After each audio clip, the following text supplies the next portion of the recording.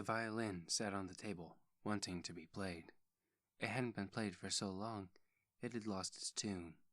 It just sat there, collecting dust. Its owner walked into the room. He glanced at it, then went into the next room. It was like that every day for the violin. When its owner walked into the room, he'd give an occasional glance, but nothing more. It didn't know why its owner was ignoring it. Nothing had changed, except for that girl stopped coming by. Ever since then, he just moped around and drank some kind of brown liquid.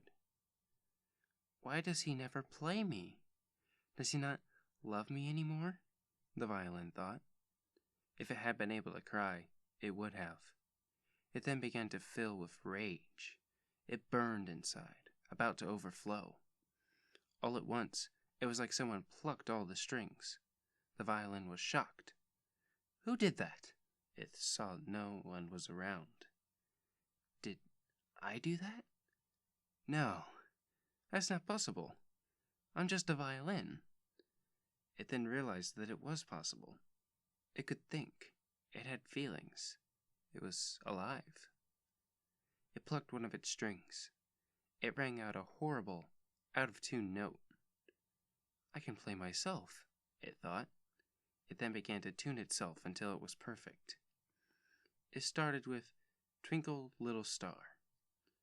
It soon wanted to play something more difficult. It then began to play Whiskey Before Breakfast, an old fiddle tune its owner used to play a lot. It was nice to hear the sound of its own strings again. But after a while, it stopped. It was bored. It's no fun without him, it thought. It soon became sad. It began to play a sad melody. Will he never play me again? Is this my fate? To become just a decoration, never to be used, and just to be looked at every once in a while? It stopped abruptly, and started to play a new song, one of anger.